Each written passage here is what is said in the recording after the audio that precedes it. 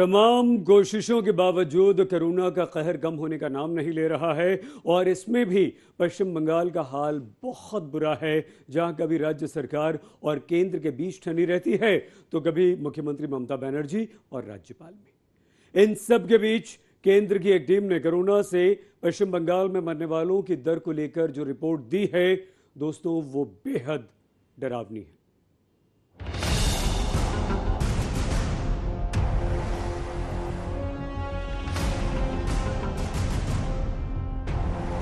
पहले कोरोना हटाइए, उसको बाद हम देश को बचाएंगे। कोरोना से लड़ने के लिए पूरा देश एक आवाज में बोल रहा है। कोरोना से लड़ने में हर कदम एक साथ उठते हैं, लेकिन पश्चिम बंगाल में पहुंचते पहुंचते कदम आपस में ही टकराने लगते हैं और इसी का फायदा उठा रहा है कोरोना वायरस। आपको यह जानकर दुखद आश्चर्य होगा कि देश के किसी भी राज्य की तुलना में कोरोना से मरने वालों की दर पश्चिम बंगाल में कहीं ज्यादा है।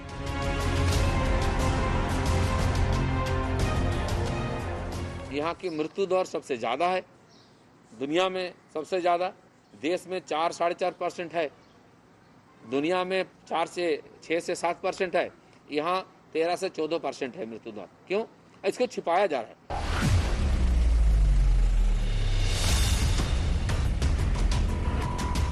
नई दिल्ली से एक केंद्रीय टीम करीब 2 हफ्ते तक पश्चिम बंगाल में घूमती रही और वहां पर उसने जो कुछ देखा वो राज्य की ममता बनर्जी सरकार की कमियों पर उंगली रखता है। पश्चिम बंगाल से निकलने से पहले उस टीम ने राज्य के मुख्य सचिव राजीव सिन्हा को एक चिट्ठी लिखी, जिसमें राज्य में खराब इंतजाम को दिखाया गया है। उस चिट्ठी में टीम के मुखिया और भारत सरकार के विशेष सचिव अपूर्व चंद्रा ने लिखा है कि राज्य सरकार ने अलग अलग समय पर मरने वालों और कोरोना मरीजों का जो ब्यौरा दिया है उनमें बहुत फर्क है। इस केंद्रीय टीम का कहना है कि राज्य में कोरोना से मृत्यु दर 12.8% है, जो किसी भी राज्य से ज्यादा है। यह अत्यधिक उच्च मृत्यु दर राज्य में बेहद कम टेस्टिंग होना और कोरोना मरीजों की निगरानी और ट्रैकिंग की कमजोर व्यवस्था के कारण है। तो ममता बनर्जी झूठ बोलती है, उसका पूरा प्रशासन झूठ बोलता है, चीफ सेक्रेटरी झूठ बोलता है। चीफ सेक्रेटरी के ऊपर ये तथ्य छिपाने के लिए उसको अगेंस्ट में मामला करना होगा। हम लोग को आने वाले दिन में उसको जवाब देना होगा। पश्चिम बंगाल में जो शासन तंत्र चल रहा है और जहां कोविड-19 का पूरा सिस्टम फेलियर हो चुका है, इस सिस्टम को के लिए आज उसको स्वीकार करना बाध्य हो गया। देखिए, हम इसके बारे में कुछ बोलने नहीं सकेंगे। काहे जो चिट्ठी दिया है हमारा चीफ सेक्रेटरी को, वो चीफ सेक्रेटरी उसके ऊपर देखेंगे, देखकर मुख्यमंत्री को बोलेंगे।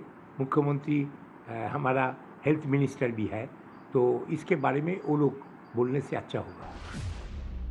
कहा तो तय था कि कोरोना से लड़ेंगे और कहा आपस में लड़ बैठे, तो केंद्रीय टीम का जवाब तुरंत ही मुख्य सचिव राजीव सिन्हा की तरफ से आया। हमसे पहले तो केंद्रीय टीम की चिट्ठी मीडिया को मिल गई। मुझे 2 बजे के बाद ये चिट्ठी मिली। मैंने अभी देखा नहीं है, जवाब उसके हिसाब से दिया जाएगा। अब अधिकारियों और बाबुओं के जरिए ही सही पश्चिम बंगाल की सरकार पर सवाल उठा और बीजेपी ने मोर्चा संभाला तो राज्य सरकार की तरफ से टीएमसी मैदान में आ धमकी। Why should we hide? There is no question of hiding anything. Everything is being disclosed. Every inch is being disclosed before the common public. वैसे अगर पिछले 5 दिनों में प्रदेश का हाल देखें तो पश्चिम बंगाल से आंकड़े दहलाने वाले आ रहे हैं।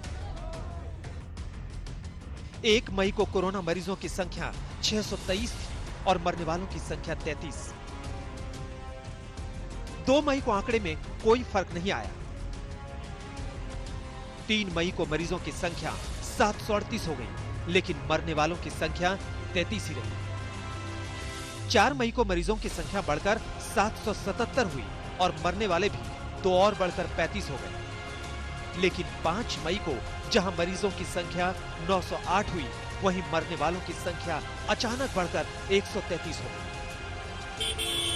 लेकिन राज्य में कोरोना के इस जानलेवा संक्रमण पर एक टीम की जगह काम करने की बजाय केंद्र और राज्यों की जोर आजमाइश चल रही है।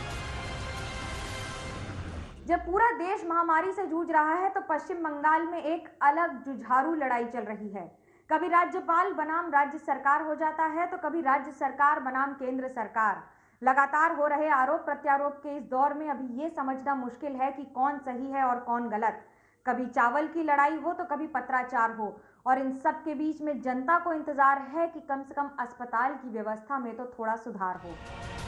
मुख्यमंत्री ममता बनर्जी और राज्यपाल जगदीप धनखड़ में जंग यूं भी जारी है। सोमवार को राज्यपाल ने मुख्यमंत्री ममता बनर्जी को चिट्ठी लिखी कि राज्य पुलिस स्टेट में बदल रहा है। इस पर ममता ने राज्यपाल को संवैधानिक गरिमा का पाठ पढ़ा दिया, लेकिन जिद और अविश्वास की दो पाटन के बीच तो पश्चिम बंगाल की जनता ही पिस रही है।